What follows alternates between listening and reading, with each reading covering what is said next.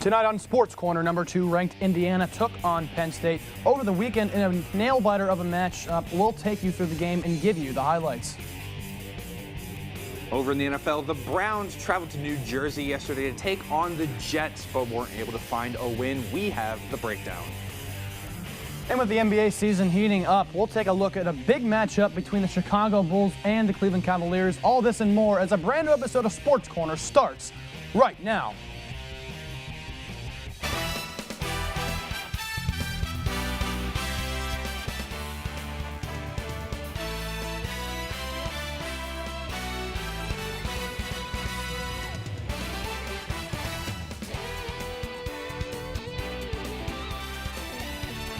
From the Franklin Hall studio on the campus of Kent State University, this is SportsCorner alongside Maddox Miller. I'm Evan Schofield. Now, Maddox, like every week, we had plenty of sports action here at Kent State. That is absolutely right, Evan, but we've actually had some sports action going on today. Okay, yeah, well, Maddox, before we do some recaps, we are going to hand it over to Stone O'Brien with a recap of the women's game and an analysis of what's going on. Stone. Thanks, Evan. Things are heating up at the MAC, and we've got a ton of basketball to recap, so let's get right into it. The Kent State women's basketball team defeated the Walsh Cavaliers 79-55 in their home opener. Senior Corinne Hauser set the tone with 13 points in the first quarter, but Walsh used the three ball to stay in the game before half. Kent would slog their way through most of the third quarter, with Mallory Odo cutting the lead to 2 before an 11-0 run to end the quarter allowed Kent to run away with the contest.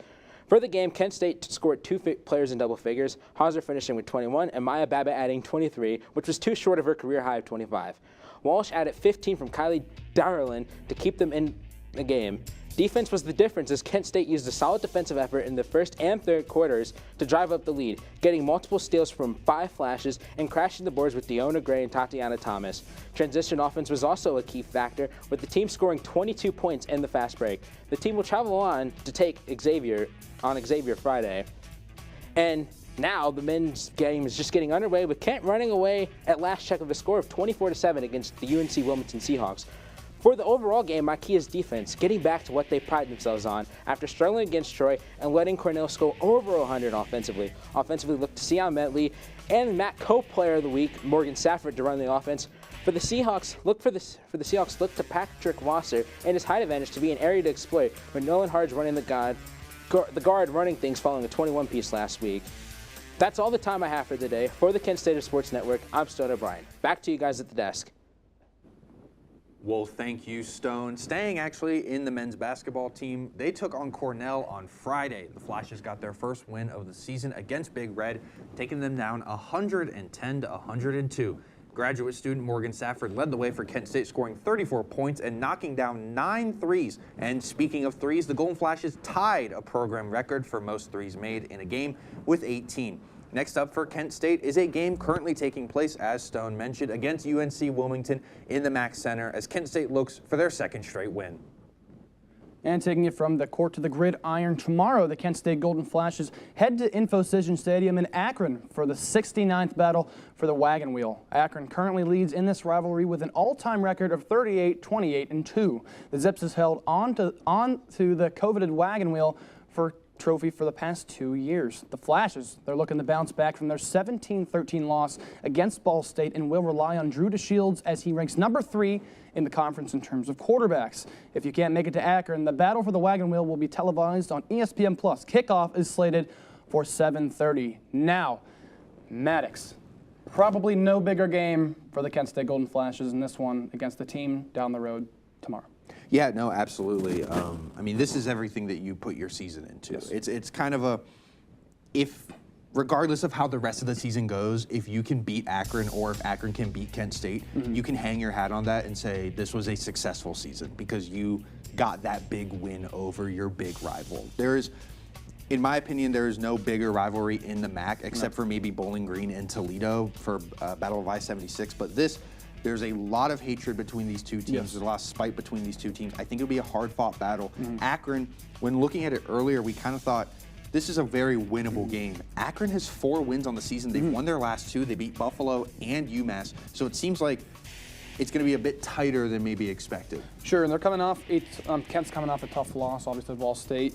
And, you know, the history of this rivalry really that stems from the ground up in the wagon wheel itself. You know, a lot of things go into this. You know, you got to rely on Drew DeShields, and I'll get into like what I expect from players now, if you don't mind. Like Drew DeShields. Got to be smart with the ball here. Now, he didn't throw a pick, but he didn't throw a touchdown last week either when we last saw him out. You know, keep an efficient passer. You know, last week the play calling got very cute. Very, why are we doing this? Yeah, you know, two trick plays late in the fourth quarter. Calling wildcat in the fourth quarter. I don't understand that. You know, you just got to play smash mouth football against your rival. You got to run it up the middle with Gavin Garcia. You've got to rely on him to get more yards on the carries he gets. And yeah, you know. No, absolutely. I 100% agree. I think the play calling, it is what it is. Sure. I was more upset about the wildcat, or not the wildcat, the flea flicker pass interception than I was about the wildcat. The wildcat was a bad snap. It is what it is. I believe Drew DeShields is the guy you got to put the ball in his hands. I think he's a very talented quarterback. He's very athletic. I believe if you want to beat Akron, it's going to run through Drew DeShields. He's going to get that play action game going. He's going to spread the field. He's going to spread the ball out. They have some very talented receivers. I believe the biggest thing, though, is they have to shut down Akron. Yes. This defense has been very solid for Kent State. And if for some reason this is a game where it just all blows up on them, then I don't know if the offense has the capabilities to catch back up. And also, they have to get off to a quick start. They cannot go down 10-0, 21-3. They have to at least keep it like 7-7 or 14-14 going into half. Yeah, and they're not built to come back from deficits like that. So they really do have to get off to a hot start. Defense, you got to contain well, Akron. They're passing 34 times per game on average. They're a pass-heavy team. Got to play a lot of contain. 220 pass yards per game. Not a lot of it is complete, but obviously a defense that definitely needs to get going against that. So we'll be excited to get to that game here tomorrow. No, absolutely, and you can catch it on ESPNU. Catch it in Akron, but we're going to stay in the realm of college football as coming up. The Ohio State Buckeyes remained perfect with a win against Purdue on Saturday. We'll see how OSU got the win over the Boilermakers when Sports Corner goes campus to campus. And Streetsboro High School announced a new sport coming to the city. Find out what it is and the community's reaction coming up.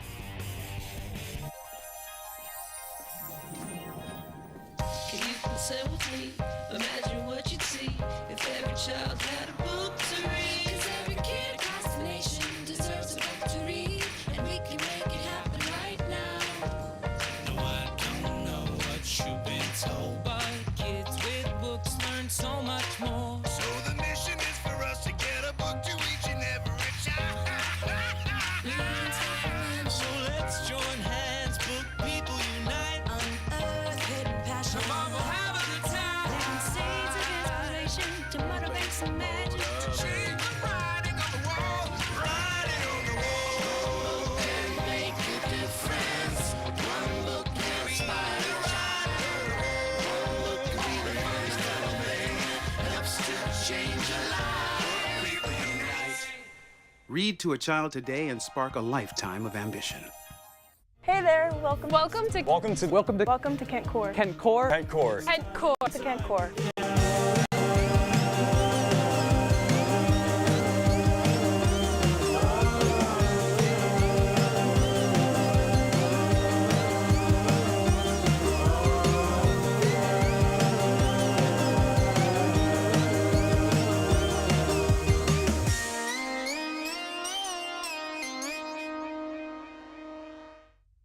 When you reach for your prescription medications, you trust that the medicine is going to do what it's supposed to do, make you feel better.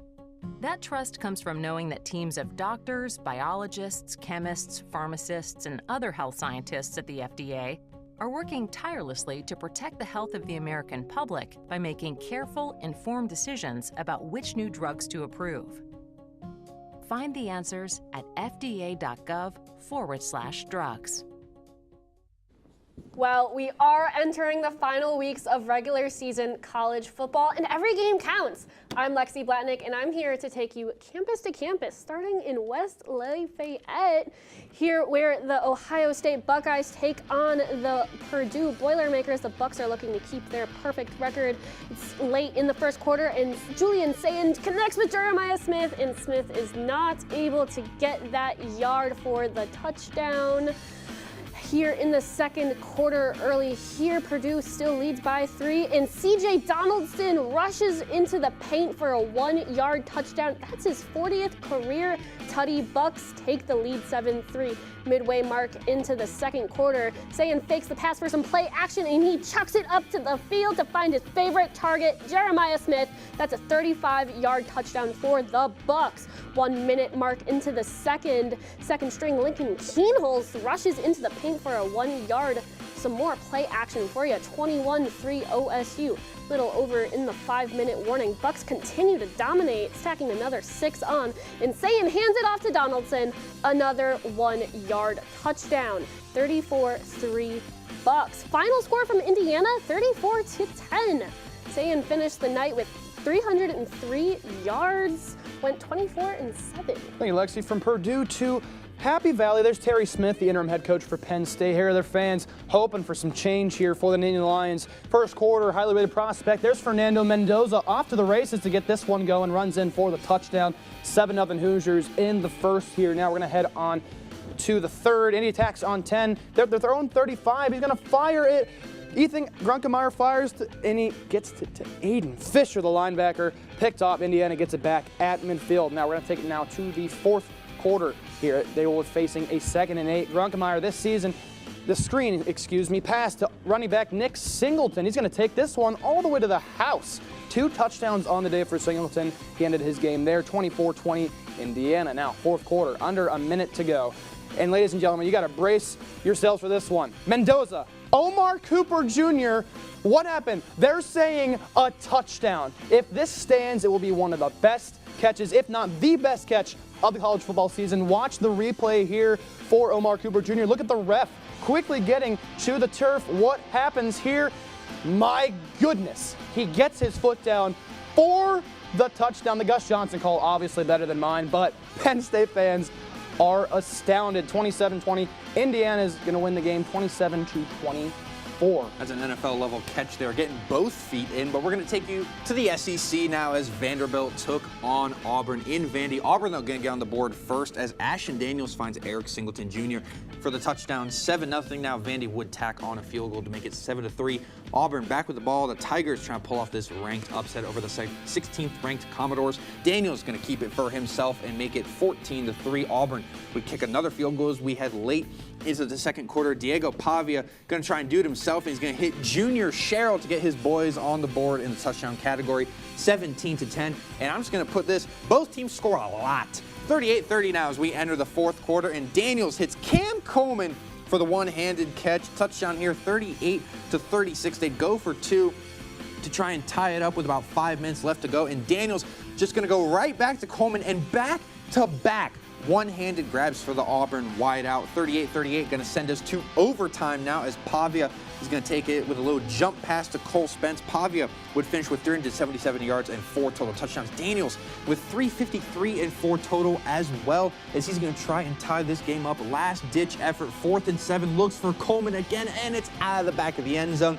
Vandy survives the Tigers 45-38, keeping their season alive. What a game for Vandy there. Davis Wade Stadium now, battle of the Bulldogs. It'll be the first quarter, 3rd and 3 for the one Bulldog. Kamario Taylor, the quarterback, goes in for the touchdown himself. It'll be 7-0 MSU early on here in the first quarter. Now, second quarter, 1st and goal for Georgia. They already added 3, looking to add more. Chauncey Bowens, how about getting in for the rushing touchdown? Only 28 yards on the day, but the touchdown definitely helped the team. 10-7 Georgia. Now, they're just going to run away with this one. Georgia is, of course, in the third quarter. Shotgun for Georgia, and there goes Nate Frazier. He's going to go 59 yards, beating anyone close to him for the touchdown. 31-7 Georgia now. It just seems like there is no chance for MSU. Third quarter now, 3rd and 2. And here's Gunnar Stockton with the fake.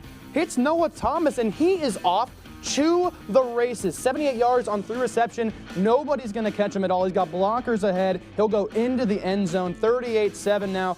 Georgia, they're going to win 41-21 here. Georgia's going to move on to 8-1 after the touchdown catch by Noah Thomas. And my goodness, what a game for Kirby Smart and the Georgia Bulldogs. Well, the college football season, as you mentioned, is very much winding down. We are very much on the back half, the back stretch. So, obviously, a big topic of conversation is the Heisman race. But we've kind of touched on that before, and I think we all have a consensus of who we think it is. Can we say it at the same time on 3? 1, 2, 3. Fernando Mendoza. Yeah. Okay, Thank you. Indiana quarterback. I think Julian Sain is another good option, but We don't care about those guys. They're divas. No, we don't want to talk about quarterbacks right now. We want to shine some light on other position players who are having phenomenal seasons. So, Lexi, how about you get us kicked off here? Yeah, I have a pretty obvious choice, number 4 on the Bucks. I think he was half of that highlight I just did. Jeremiah Smith, true sophomore. He was like the hot cake of college football last season. He continues to do it this season.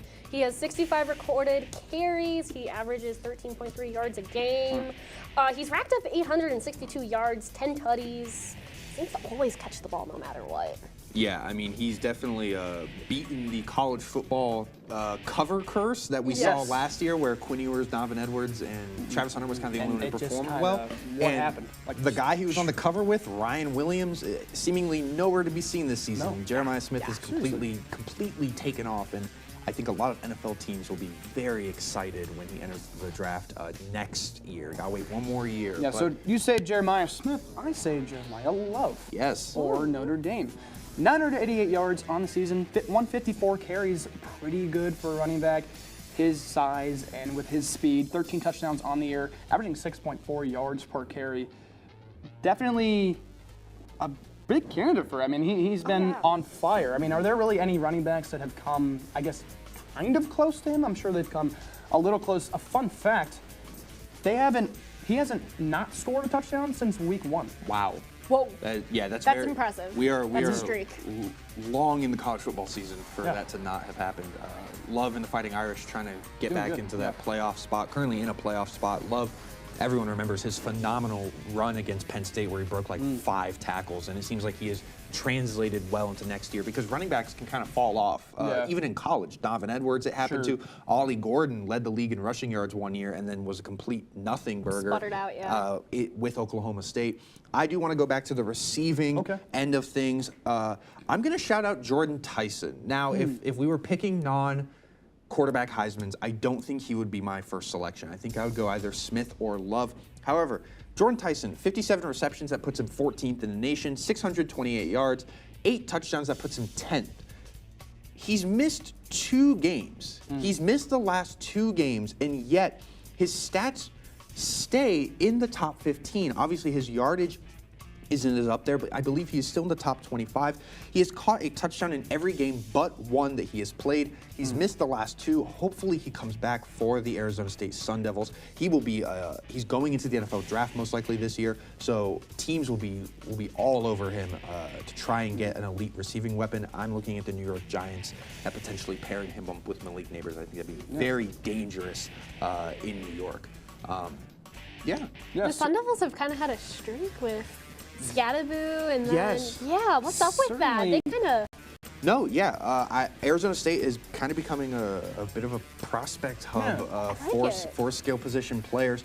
Arizona State kind of having an off year. It seems like Texas Tech is going to maybe take the Big 12, and BYU got trounced by Texas Tech, so Arizona State has had some good wins. They beat Texas Tech, but guys like Smith and Love, I think people are very much looking forward to seeing them in the college football playoffs. As long as Notre Dame doesn't take a 3rd loss, but I know. OSU should be there.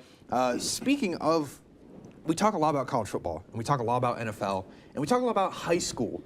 But there's kind of a 4th wheel that we don't talk about a lot, that being flag football. Flag football. Yeah, that's right, guys. And I'd love to tell you about a newcomer in the space.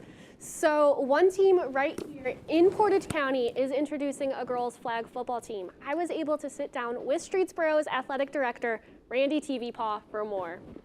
Football is nearing an end. Streetsboro High School will still cheer for Rockets football in spring. We've had a lot of calls and I've received a lot of text messages about, starting a new program, particularly for the girls side of it. So we're pretty excited about it. Portage Sports announced through Instagram that Streetsboro High School will have a girls flag football team beginning in spring of 2026. Athletic director Randy TV Paw worked with the Cleveland Browns to bring the new sport to his school. A lot of people have made a big issue of being the first, and our goal really was to get it implemented, and we're hoping other schools in the area follow suit. Hannah Lee says the Browns flag football program began in 2021 with 9 high schools. According to Lee, that number jumped to 84 participating schools now. Yeah, I think it means everything, giving girls the opportunity to play and compete in a new sport that they probably never really had the chance to play in. TV Paw says that his student body is excited for the new sport. Flag football's fun. Whatever gender's playing, it's just a lot of fun, and I think we're going to get a lot. The kids are really enthusiastic about starting this and having the ability to, be part of something new.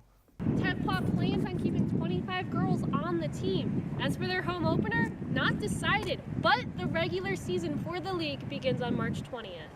According to TV Paw, 2 games will be played across 5 Sundays, totaling in 10 games a season. TV Paw says that 2 games will be played across 5 Sundays, totaling in 10 games a season. For the Kent Stater Sports Network, I'm Lexi Blatnick. Thank you, Lexi. That'll be fun to follow. Well, we're coming up on the home stretch of the NFL regular season. Our own Zach Svensson is here to help us out to get a scope of how the next coming weeks will play out. That's right, Evan. Teams are starting to look at the future for the fight for the playoffs. We start tonight in New Jersey for a matchup against the Browns and the Jets.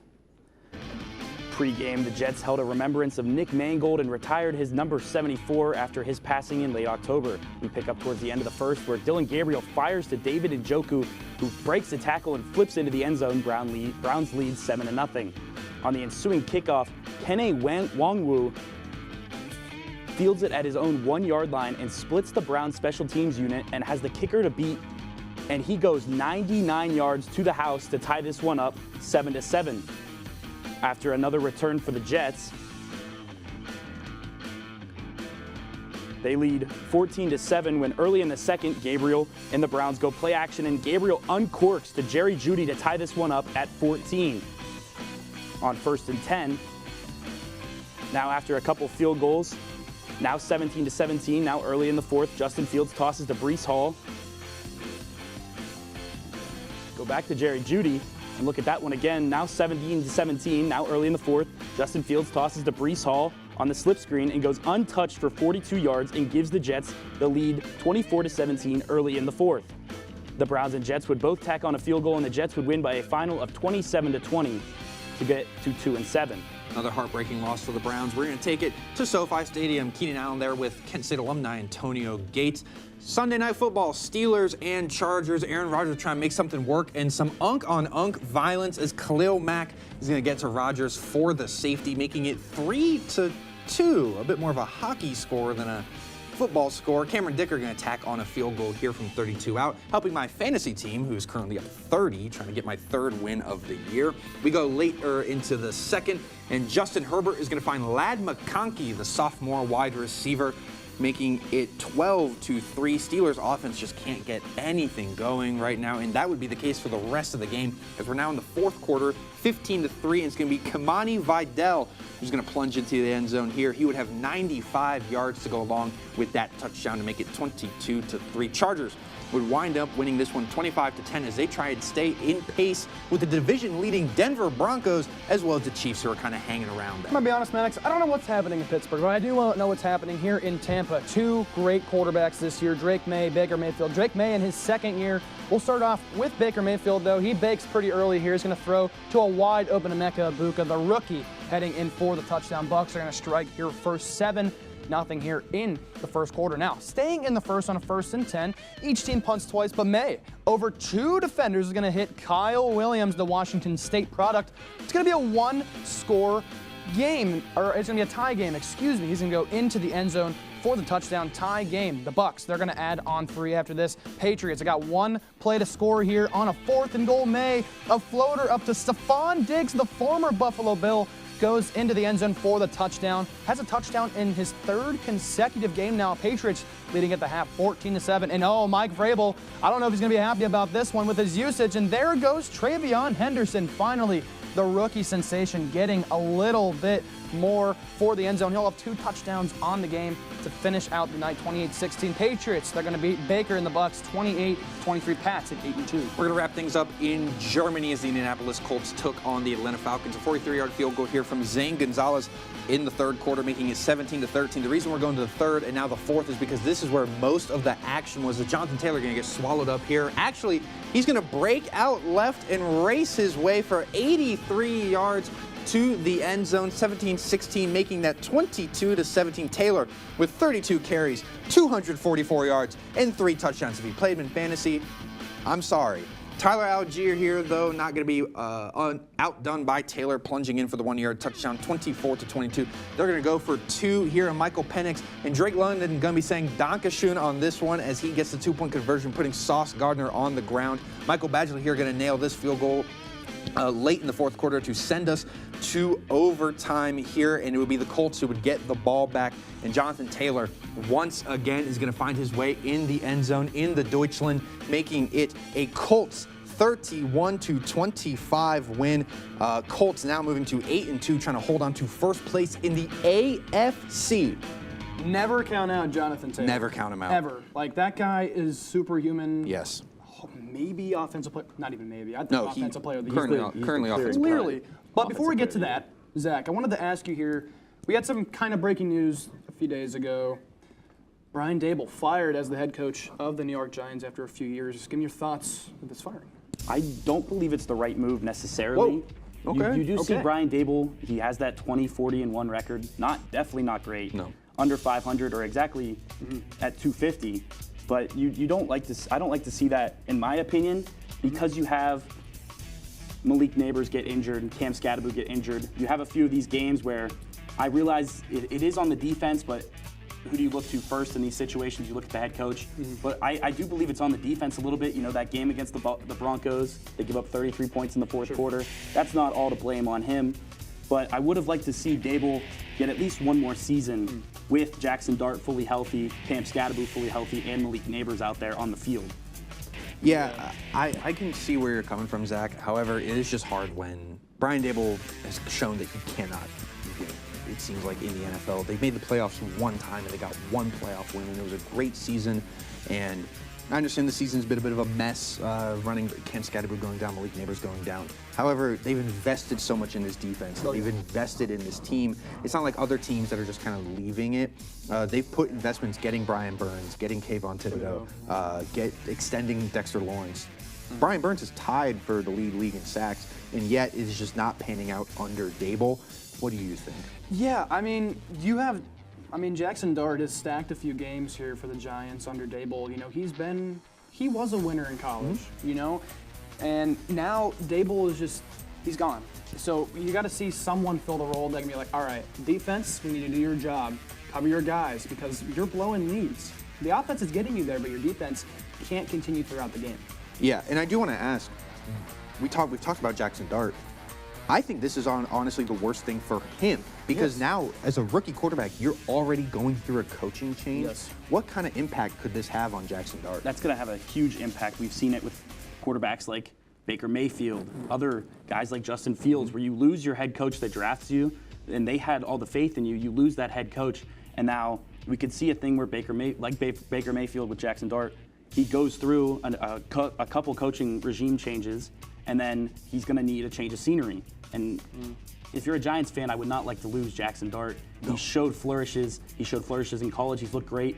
I want to see this Giants team do well. I like Cam Scadaboo, Malik Neighbors, and I like Jackson Dart. And I believe they could be one of these teams at the top of the NFC for years to come. Yeah, no offense to like Daniel Jones, who's balling out. Yeah, he's doing great. Indianapolis right now, but Jackson Dart is probably one of the best rookies I think the Giants have ever seen, besides Neighbors, obviously. I mean, I'd argue he's the best rookie quarterback in the NFL right now. I would agree. A lot of teams are probably pretty mad they passed on Dart. And yeah, you said the changes that can happen and, the developmental things that could happen with him, and it could cause a big stir in New York. Yeah, but we have to be very quick on this. We have some people who are just flat out balling out right now, whether at the quarterback position or at the running back position. So the MVP conversation is getting very interesting. Could Jonathan Taylor be the first running back to win MVP since Adrian Peterson? If he keeps this up, he definitely can. You know, this season he has 15 touchdowns, over 1,100 yards already, and I believe he does have a chance if he can keep up this pace and have maybe 1 or 2 games like he did against the Falcons with 3 touchdowns, over 240 rushing yards. I do believe he's got a shot. Yeah, no, I absolutely agree with you. But we are going to have to move on from the NFL. Thank you so much, Zach, for talking with us. We're going to move from the NFL to the hardcore, as after the break, we'll see how the Golden State Warriors got a home win against the Indiana Pacers despite not having Steph Curry. As Sports Corner hits the hardwood.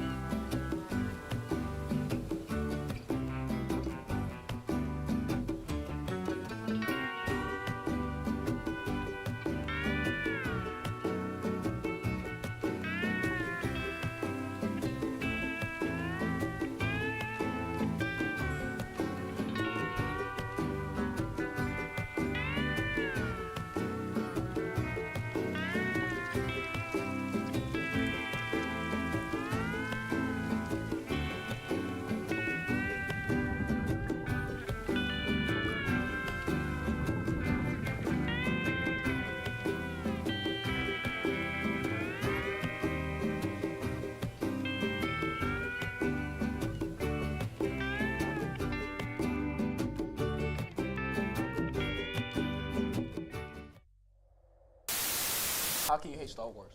Kung Fu Panda. Star Wars. Star Wars. Here for a late night walk. Yes. Night walks around Oh campus. my gosh. I always, you know, like the swing. Student center. What? Wait, Care, you mean like healthcare? Cares Center. Student center. Where you can get support.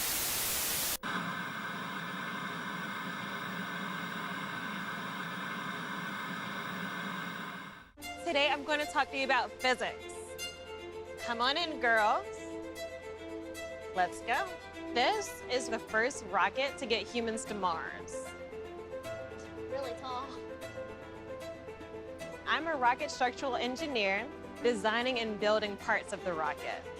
You are the generation that will be stepping foot on Mars. Do I have a group of astronauts on my hands?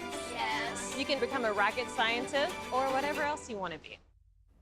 Welcome back here. Now, before we get to some NBA talk, we do have an Eagles-Packers update for you. Now, it'll be 0-0 now in the first quarter, 5 minutes, 43 seconds left. Eagles-Packers, nothing really happening here. You know, we got a big, good matchup with Jalen Hurts, Jordan Love. Obviously, Lions fans looking for the Packers to drop this one to Philly. Opposite goes, I mean, I'd say Philly already has the division in the grasp of their hands, but definitely a game to watch here, especially for the NFC North. Now, we're almost 2 weeks into the NBA season, and things are starting to heat up. So Maddox and I are going to take you around the association. Now, Maddox, we're going to start over with you with the Bulls and Caps. We're going to take a trip to Cleveland, not that far from here, actually, as they took on a on-fire Chicago Bulls team. So let's get to the game now as Cleveland trying to stymie this really tough Bulls team. Josh Giddey just absolutely balling out right now. Donovan Mitchell as well. So we're going to take you to Cleveland, where we're actually going to take you to the fourth quarter. 98-98, a lot of late action here as Mitchell misses the layup, but Dean Wade comes in on the slam, 198. Bulls up 5 now. Nikola Vucevic going to work it around, going to get the ball back here. Defender reaches Jared Allen. So a little floater, a little push shot by Vucevic. Bulls trying to hold on to this lead, make it 3 points down. DeAndre Hunter had an ankle breaker on Josh Giddey earlier, but right here, just a nice pull-up mid-range. He finished with 29 points on the night, making a 1-point game. Head later into the fourth. It's coming down to it. 1-point game. Donovan Mitchell going to work it around. Pump fake here. Mitchell running around, making some off-ball movement, gets the ball back, gets the and one layup. Mitchell would finish with 29 points as Cleveland takes this one 128-122. Huge home win. Mitchell doing great. How about Andre Drummond, another good player to watch here in the first quarter? It'll be Asar Thompson on the two-pointer for Philly. It'll be 12-7. Now a few minutes later, Tyrese Maxey going to do a nice pass to Andre Drummond for the dunk. 2015 Detroit now, second quarter, 2 minutes to go. Tyrese Maxey on the curl. He's got it for the three-pointer, 48-57. 10-point game now. Cade Cunningham helping out Duncan Robinson on the sinker. How about that? 74-81. 3-point game. And how about the quick feet here?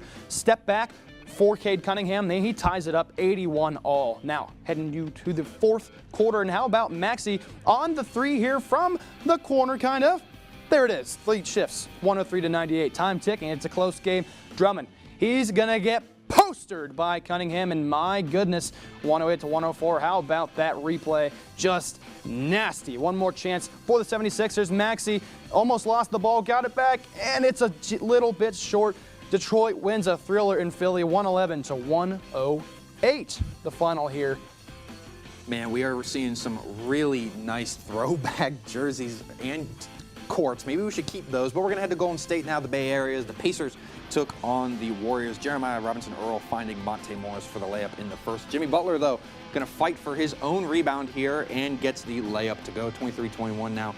We head later into the second quarter now, 34-30. And Andrew Nembhard with a dime to Isaiah Jackson for the layup. We head later into the second, 44-36. Butler, beautiful crossover and beautiful finish on the lay. 21 points for Jimmy Buckets here. Andrew Nembhard, though, not going to let his boys go out sad. Andrew Nembhard with the bucket, the three-point step back, 14 points for Nembhard. Moses Moody, though, going to answer with a three of his own in the third, 13 points off the bench, and now it is becoming all Warriors. It is 92-76 in the fourth quarter. Draymond Green going to hand it off to Brandon Pajemski, who's going to hit the nice midi there, 94-96, 96-78 now. And it's going to be Pajemski again, this time going to work it around a little bit on the three-point line. 7 seconds on the shot clock. A little bit of a step back there, hits the three, 14 points for Pods. Warriors going to win this one 114-83 against the injury-riddled Indiana Pacers, who made the finals last year. Just one win for the Pacers. Definitely something to watch for the Pacers. But now we're in Orlando. There's Jaylen Brown trying to carry this Celtics team on his back here. Starting in the second quarter, it won't be Brown, but it'll be Anfernee Simons to take the lead. 25 points on the night for him. A few minutes later, and Simons yet again on the jump shot right in the hot hand. Very nicely done there, and why not one more? Simons going to drill the three here with another step back, and there it is. 44-35 here. The Orlando Tragic might be happening here. Why? Orlando down 5, and this will be Paulo Banchero. Pull-up jump shot. There's a three-point game now. Third quarter, and oh my goodness, how about Jaylen Brown leading the team in points on the night with 27. Celtics lead 65-62. Now, tie game in the fourth. Tyus Jones going to be a pass to Jalen Suggs, the fifth pick in the 2021 draft. 83-85 Magic. 2 minutes ago, Banchero on Derek White. A favorable matchup for him. Wins that one. Orlando now down 2 in under a minute. It'll be Banchero again on White with the 11-footer jump shot. He's got it. 1 point game. Boston going to try to put in the dagger here. And how about Jordan Walsh, the second year, seals it for the corner shot. Celtics hang on, beat the Orlando Tragic 111-107. A lot of NBA action. And a notable stat, Jaylen Brown, no hairline rub-off. How about that? Game. How about it? It's happened it? 3 times this year, not this time. But we aren't here to talk about the Boston Celtics. We're actually going to head down south to Texas. Dallas Mavericks and Nico Harrison. Just a lot of some reports coming out that reportedly the Mavericks might be interested in firing him due to the negative feelings surrounding him and the moves that he has made. Sure, especially after, I mean, not to take it back, but I will. The Luka Doncic trade, taking it back to that, how it benefited him, certainly hasn't benefited him this season, especially if you were on a certain table for how hot is his hot, I mean, burning hot. Yeah. Like, it is burning him alive. No, the seat is lava. It is lava seat. You see there's a hole at point guard there, and I've seen so many reports online. The playmaking for the Mavericks just isn't there. The swiftness of the playmakers just isn't there. They can't shoot correctly. They're just not producing the amount of points required for a team like the Mavericks, who have had success in the past. But Nico Harrison, obviously, it's a highly good chance. I mean, let's break it down a little bit. They win the draft lottery, draft Cooper Flag. Yes. He's not playing up to standards and what people believed, only averaging 13.9 points per game, 6 rebounds, 3 assists. He's playing fine. I believe that'll go up. He's not a world ender right now. Yeah. Anthony Davis is already missing games. He was the key part of that Luka Doncic trade, and he's back to his injury-riddled ways. Hopefully he can get healthy. They are still missing Kyrie Irving, and that's your playmaking point guard that you need. However, he is probably going to be out for a few months still. Suffered a lower leg injury that will keep him out for a while. Klay Thompson, who they brought in from free agency last year, is only averaging 7.6 points per game. And I hate to say it, I think Klay Thompson's washed. Yeah. And it's a real Seems shame that way. for all the 2010s and early 2000s kids that watched this guy ball out with Golden State. But the transition to Dallas has just not been it. They're 3-7 right now. Compared to Texas teams like the Rockets and the Spurs, they just look like an absolute mess. And it's just blowing up in their face. Really, it really is. There's nothing positive about this outcome. But we've talked, I guess, bad teams that have fallen apart. How about teams that are on a roll, especially in the Eastern Conference? How about those Detroit Pistons? Oh no, absolutely. I'm looking at the Detroit stats right now. They're 8-2. Wow. 8-2. What is that? What is that for them when it comes to their starts? Great. I mean, it's the best start they've had since 05-06. That's what I'm looking for. That season, and that was, I mean, as far as I've been alive, so 19 years, it's been quite a long time for them, 6-game win streak. The Cavs are next at a 4-game win streak, so they've passed the Cavs in the Eastern Conference. Definitely two teams I'm looking for in the Eastern Finals. Yeah, no, currently tied for the best record in the NBA. Cade Cunningham is one of the best guards in basketball. 25.6 points per game. I do want to give a shout out to Jalen Duren, though. He is having a phenomenal season. He's on a contract year, so maybe that's a little extra motivation for him trying to get that bag. He will. He's averaging 19.4 points per game, 11.8 rebounds.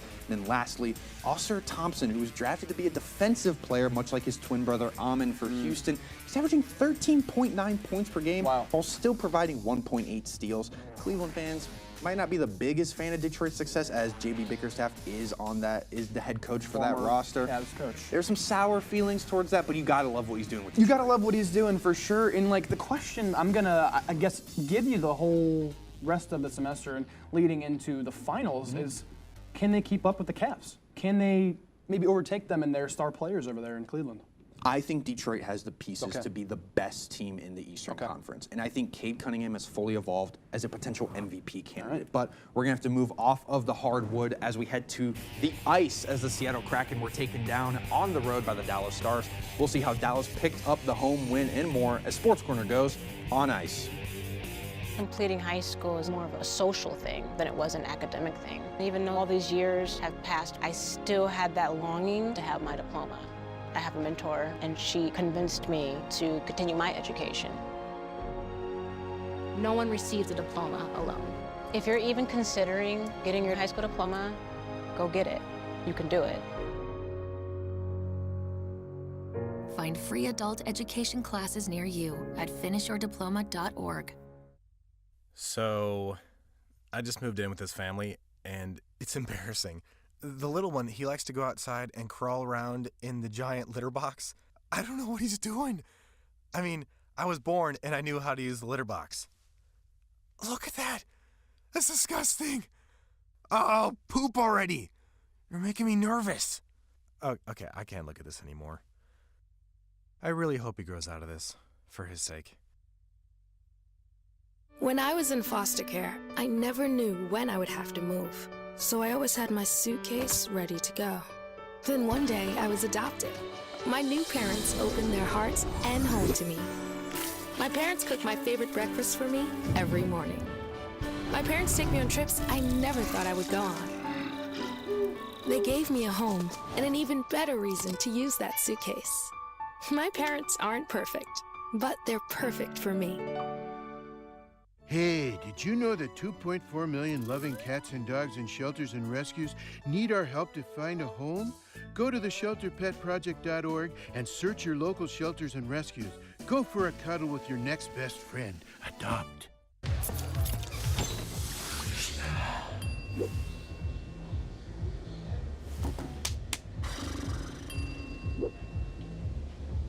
If you need to do something to feel okay to drive, you're not okay to drive. Don't drive buzzed. The NHL season has been full of fun, fights, and goals. Now we're going to head over to Dallas for some weekly hockey recaps. We take you now to American Airlines Center, where the Seattle Kraken are visiting the Stars. Matty Beniers is going to win the faceoff for the Kraken, and the puck is going to get to Adam Larson, who is going to shoot that goal. There's going to be a tip in here from Jaden Schwartz, and Casey DeSmith is going to miss that goal. Afterwards, 1 minute later, on the Dallas power play, Miro Heiskanen is going to pass to Jason Robertson, and Wyatt Johnson is going to make that goal. Then 1 minute left in the first, it is going to be sent down. Tyler Seguin is going to basically win a 2-on-1 there, and it is going to be great for them. 10 seconds left in the third. Kraken have pulled the goalie. Shane Wright is going to shoot wide. It is going to be missed, and Casey DeSmith is going to win that game for the Stars 2-1. All right, well, taking it over here to Tampa Bay Capitals Lightning for the matchup. First period here, it's going to be a quick score. Brandon Duheim on the score with the assists from Ethan Frank and Nick Dowd. 1-0 Capitals here. Just a minute later, moving the puck around, Emil Lilleberg shoots and scores. Jake Gensel, the former Penguin, helps him out there. Tie game 1-1 now. Staying in the first for the third goal here. Gensel is going to be up here. He's going to shoot and score. This time he does it all by himself. Doesn't need any help on the assist. It'll be 2-1 Tampa Bay. Second period now. John Carlson with some momentum heading down the ice here. Shoots, misses, but rebounds and scores to get the puck in. Impressive from John Carlson. It'll be 2-2 tie game here in the second period. Now taking it to the third period. Puck moving quick. This time it's Brandon Hagel. Tampa Bay takes the lead. They'll win 3-2. A fight breaking out late here on the ice, and my goodness, how about that? And we're going to finish things up in Toronto. A little bit of spoiler with the score graphic there, but we'll move past it anyways. Toronto 0-0 in the first on the power play. Nicholas Robertson scoring this one. Max Domi and Morgan Riley on the assist. 1-0 now, Toronto. But Boston is going to score as Morgan Geekie gets it. Mason Lowry on the assist. 1-1 now. This is a fast-moving game. I mean, we're barely 4 minutes into the game, and we have two. Make that 3 total goals as Victor Arvidsson scores. And now we head even later into the first. 7 minutes left. Toronto power play just ends. But before they can even get the man back on the ice, Matthias Michelli is going to score. Nicholas Roy and Morgan Riley assisting. 2-2 now. Boston puts one more on the board and make that 3-2. And David Pastrnak makes the defender look silly, making the move and putting it in the back of the net. 4-2 now. Leafs pull back within 1, but this would be the dagger as Fraser Minton scores. Mark Kostelik on the assist. Bruins win 5-2-3 on the road. All right, so the Maple Leafs, one of those teams in a pretty packed division, right? The Metropolitan Division. Now, I know, Sia, you have a lot of thoughts about the Metropolitan. The Leafs are not in the Metropolitan. Maple Leafs. The Maple Leafs are in the Atlantic. They're in the Atlantic. Wow. Yeah, the Leafs are. My apologies. I didn't scroll down far enough. It's truly understandable. Metropolitan. Yes. The Metropolitan. What do you got for us? Well, the Metropolitan is incredibly stacked right now. Not a single team below 500 in points. And it's really, really exciting. Yeah. We have some domination going on from the Hurricanes and the Devils. The Penguins and Flyers are pulling out 2 impressive starts, and all the other teams are doing pretty solid as well. I have a pro and con for each team. Okay. But if you want me to go through those real quick. Yeah, I mean, let's especially, I think, take it from the top. Yes. With our Devils and Canes, I at least want to hear those. Yeah, the Hurricanes, currently the 3rd best team in goals per game. They have an incredible offense. The problem is they are rough on the power play right now. They are great 5-on-5, cannot win that 5-on-4 just by some chance. That is pretty fixable. They just have to sort of do a lot better on the power play. Yeah, just keep it moving down. I believe they're doing as compared to the Devils, who are also doing great, have an incredible power kill. However, a lot of their team is Jack Hughes. Jack Hughes is not the only player on the Devils. They have some solid players, Nico Hershier, Jesper Bratt, but they do not have the depth, especially on the D-line. I think they can stay good if Hughes remains healthy, but they are going to stumble a little bit if an injury happens again like last year. Yeah, and there's some teams doing pretty decent, but there's also 3 teams kind of tied at 7-7. Those being the Blue Jackets, the New York Rangers, and the Capitals. Yes. So what are kind of your pros and cons for those teams who are trying to fight off of the bottom? So starting with the Rangers, as they are technically the team with the most points at the moment and are probably going to increase their record, as right now they are between the second and third against the Nashville Predators, up 5-1, which will probably be their first win at home. That has been the big thing, is that they have been incredible away at 7-1-2, but at home 0-6-1, and before today have only scored 6 points in Madison Square. The New York Islanders have a better record in Madison Square right now. And mind you, of those 6 points they've scored, 5 of them were in one game against the San Jose Sharks, who do not have a great defense. If you count that game out, they have scored 1 game at home before tonight. 1 game at home, wow. So if you were to pick one of those, 7-7 teams, which one would you say would probably maybe do the worst, finish last, like at the end of the season? Maybe a prediction. I think it is probably going to be the Blue Jackets. I don't believe they're going to be the worst team in the division. There's other teams that are currently have better records that I don't believe in as much, but they have a very similar depth problem. They have Marchenko. They have that Marchenko, Voronkov, and Fantilli line is really, really good. Their depth beyond that, not great. Their first line solid too, but third and fourth line, I think, just need to do a little better, especially because of how poor their special teams are. Yeah, you say you don't have them finishing last, though, so who would? I do not believe in the Islanders or the Flyers right now as much. They both are, I mean, even the Penguins, I think they're pretty solid. I think they do have a chance to, Penguins right now, great on the power play, need to do better on the 5-on-5. Flyers, also rough on the 5-on-5, but it's sort of the inverse where it's a great power kill. And if you look at the Islanders, Matthew Schaefer is him, and Bo Horvat has in fact done a lot better. But I think they just need a little more time to be great, and I do not believe that they're going to. Seems like a lot of action going on in the Metropolitan. We love talking puck with you, Cio, so thank you so much for coming on. But we are going to have to move on, as this week we'll look at a team who couldn't handle the Florida Heat, and Evan will tell us fantasy football's best and worst performers as Miller's Meltdown and Evan's End Zone are back after this.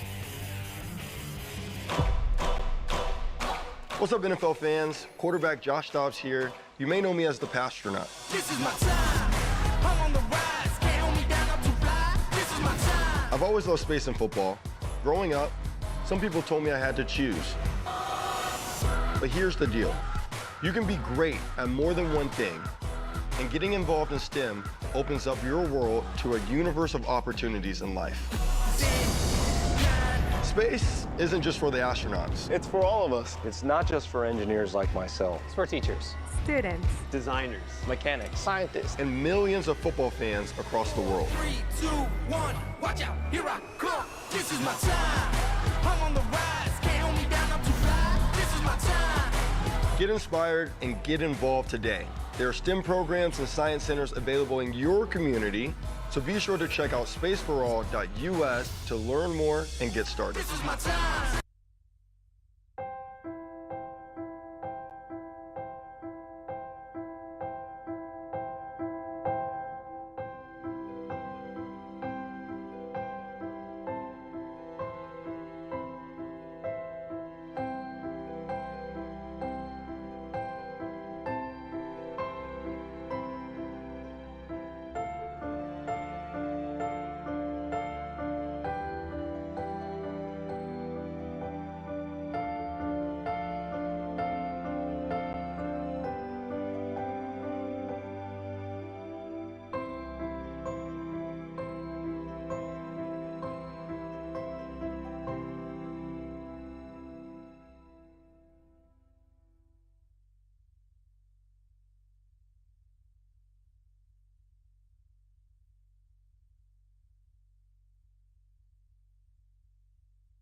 Welcome back to the program as we head into our segments of the week. Before we burn up here on Sports Corner, I'll give you your fantasy update of the week.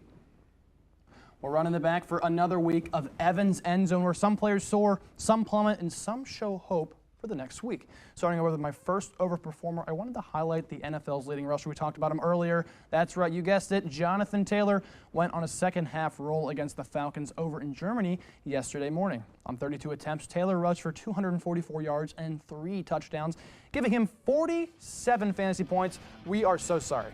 No running back could even get close. Talk about an automatic loss in your leagues. Sheesh. Another overperformer this week was Mr. Jared Goff of the Detroit Lions, and man, what a game he had.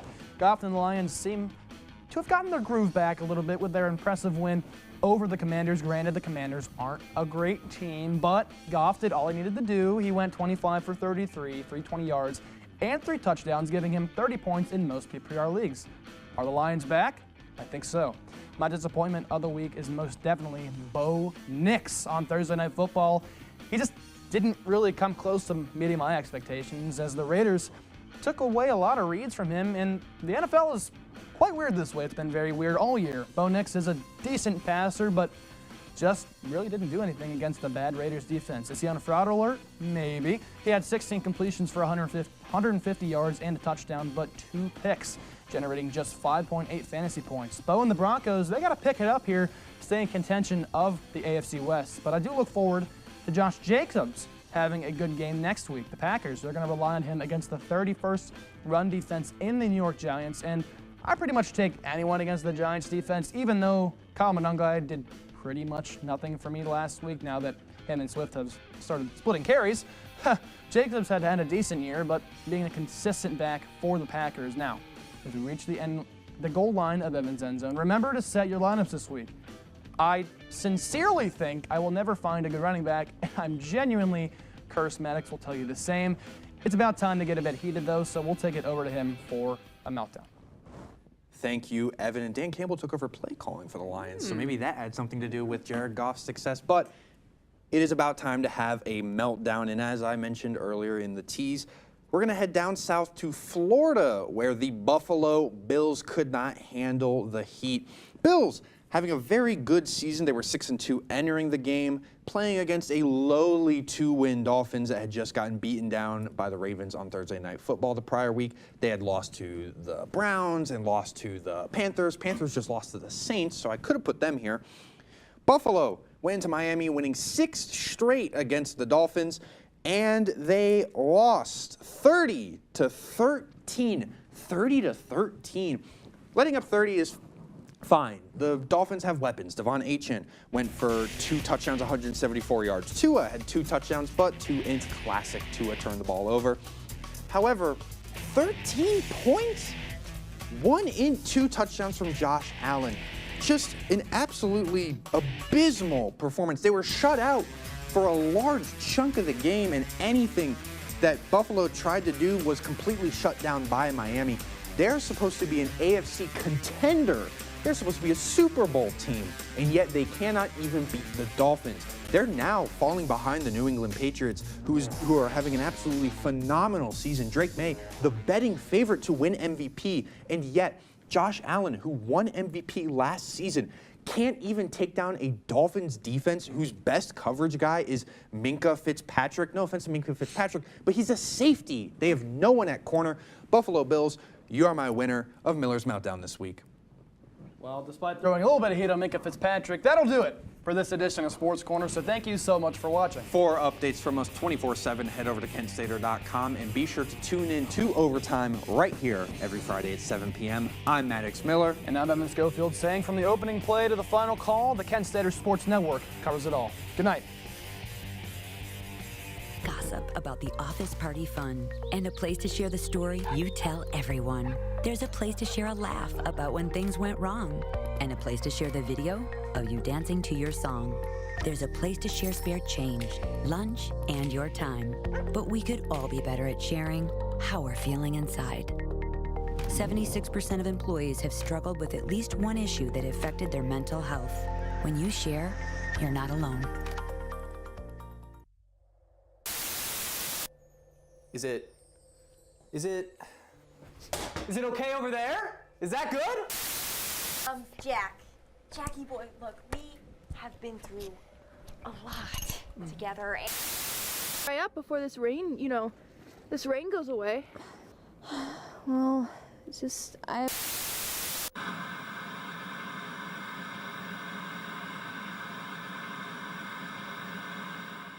There was an old woman who lived in a shoe. She had so many children, she didn't know what to do.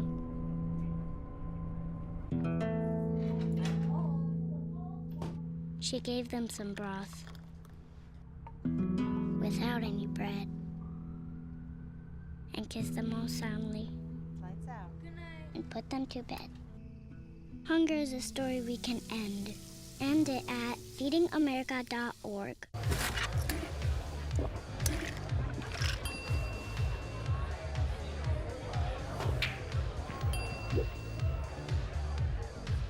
If you need to do something to feel okay to drive, you're not okay to drive. Don't drive buzzed. I know kids worry about a lot of things. Getting enough food to eat shouldn't be one of them. Through a nationwide network of food banks, Feeding America serves virtually every community in the United States. See how you can help your community. Visit feedingamerica.org.